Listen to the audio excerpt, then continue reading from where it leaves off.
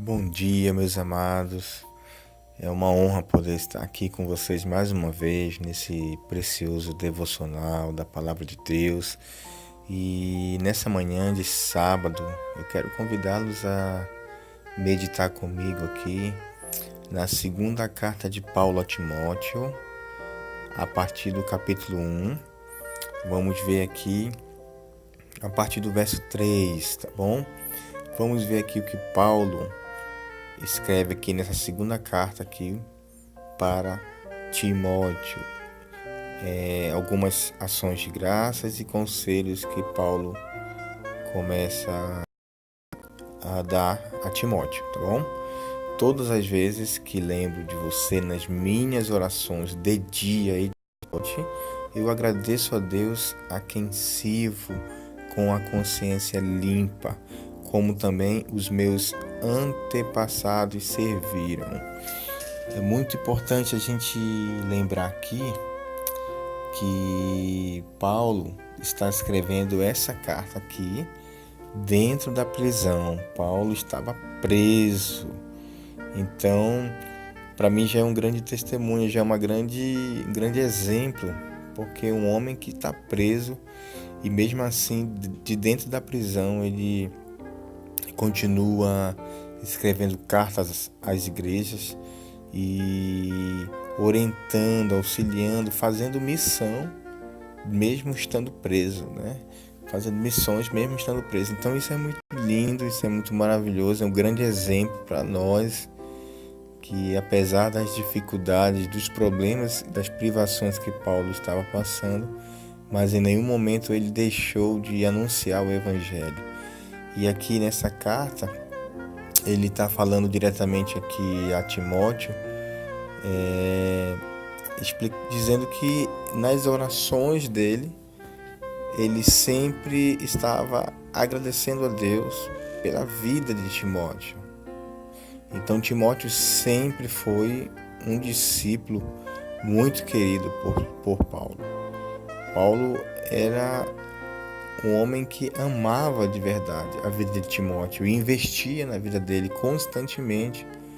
E isso é lindo, é maravilhoso. No verso 4 ele diz assim: lembro das suas lágrimas e quero muito ver outra vez para que eu possa ficar cheio de alegria.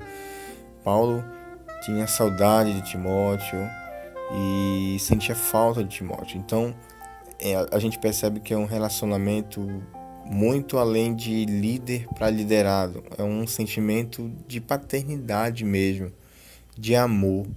E nos deixa aqui um grande exemplo. Cada um de nós temos pessoas a qual nós temos que cuidar, quer seja na nossa família, na nossa casa, quer seja no ministério, na igreja. Nós temos pessoas que Deus tem colocado para que nós possamos cuidar da vida e ajudar essas pessoas.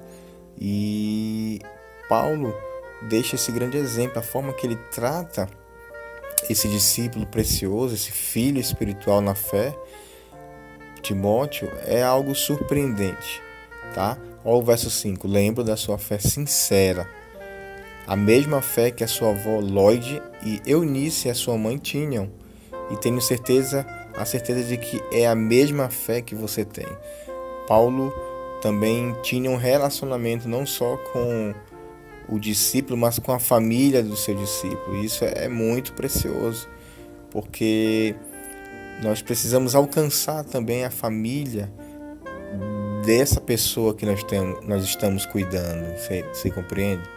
Nós temos que ir mais a fundo, certo? Não somente discipular, pastorear alguém, mas tentar se aproximar ao máximo. E Paulo aqui mostra que conhecia, né, a avó e a mãe. Provavelmente também fazia parte da mesma igreja, da mesma congregação ali em que Timóteo estava, tá bom? E quando ele fala que lembro da sua fé sincera, na outra versão diz assim: lembro da sua fé não fingida. Uma fé não fingida. Isso é muito interessante, porque o contrário de fingido é sincero, certo? E a fé de Timóteo era uma fé sincera, verdadeira, real. Isso me faz assim pensar sobre o que é ser fingido. Fingindo é alguém que aparentemente é algo, mas na verdade não é. É aquela pessoa que aparenta para você ser alguém, ter algo, possuir algo, mas não é isso aí. É um fingimento. Então, a fé que Timóteo tinha era uma fé verdadeira. Ou seja, não era uma pessoa que parecia ser um cristão e não era.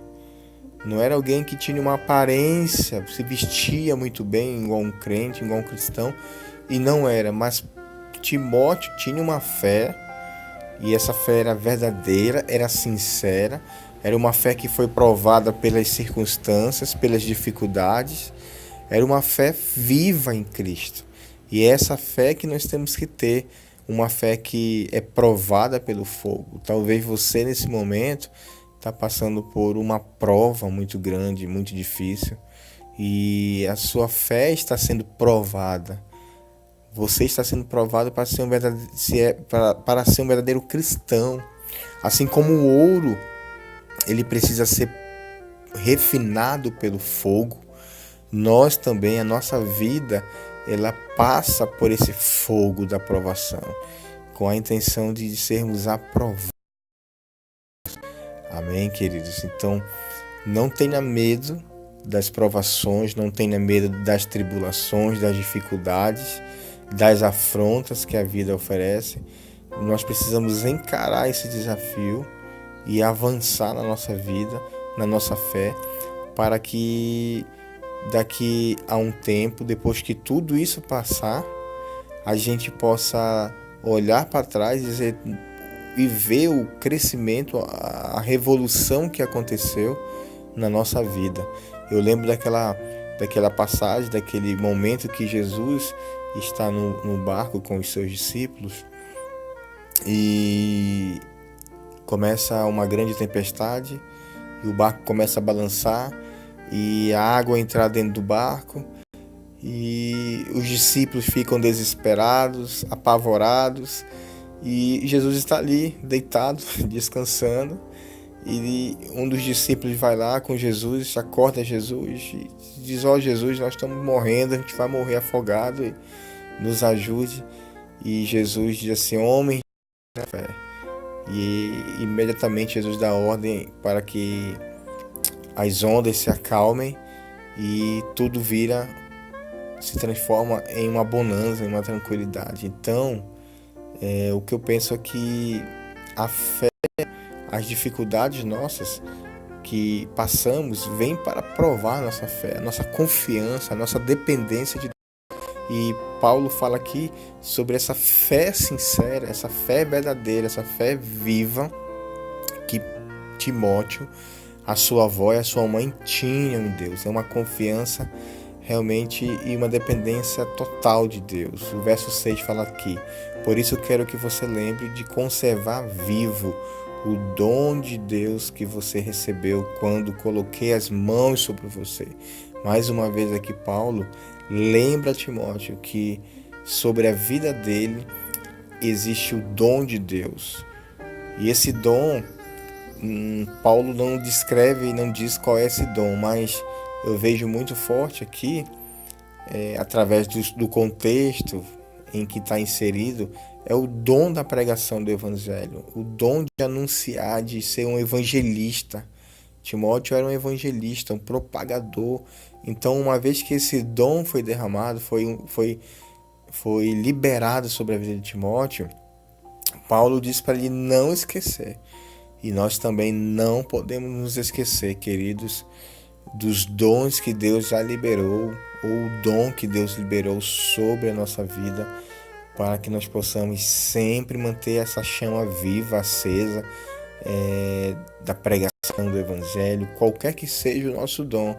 Esse dom não é para nós, não é para ficarmos guardados, para nós anunciarmos, é para sermos usados é uma ferramenta nas nossas mãos poderosas para anunciarmos e para sermos usados tremendamente por Deus. Amém? E o verso 7, pois o Espírito que Deus nos deu não nos torna medrosos, pelo contrário, o Espírito nos enche de poder e de amor e nos torna prudente. Isso aqui fala em uma outra versão, é que Deus não tem nos dado espírito de covardia, de medrosos, mas espírito de coragem, de poder, de amor, de moderação, de prudência. Então, não aceite o medo, não aceite encarar os desafios, encare os desafios da vida, qualquer que seja o desafio, você tem que encarar, tá? Tanto no ministério, tanto na sua vida pessoal, profissional, vale a pena você encarar o desafio, avançar e determinar que vai acontecer, tá bom? Determinar que vai acontecer, em nome de Jesus. Então, Deus já tem te dado, eu declaro isso, espírito de ousadia, espírito de coragem. Todas as vezes que Satanás se levantar contra você para tentar te amedrontar, te colocar medo, creia que maior é aquele que está em você do que aquele que está no mundo. Então creia que Ele tem te dado espírito de ousadia, assim como Davi teve coragem de encarar Golias. Tenha coragem também de encarar os teus inimigos espirituais, porque as armas da nossa milícia não são carnais, e sim poderosas em Deus. São poderosas em Deus. Amém, queridos? Que Deus possa ter te abençoado nesse sábado, nesse dia, nesse devocional. E eu concluo aqui no verso 8. Portanto, não se envergonhe de dar o seu testemunho a favor do nosso Senhor. Nem se envergonhe de mim, que estou na cadeia, porque sou servo dele. Pelo contrário, com a força que vem de Deus, estou pronto para sofrer comigo por amor do Evangelho. Então, por isso que eu digo que esse era o dom que Deus havia dado sobre a vida de Timóteo, um dom de evangelista, de pregador e de anunciador do Evangelho. Então, queridos, que Deus possa te abençoar a tua vida, um ótimo final de semana, um ótimo sábado para você, que Deus te abençoe, te guarde, te proteja e que você continue com esse dom vivo que Deus já te deu e você põe em prática essa fé verdadeira, essa fé autêntica, que nós possamos viver isso todos os dias, em todos os momentos da nossa vida. Tá bom? Um forte abraço, que Deus abençoe, até o próximo Café com a Palavra de Deus.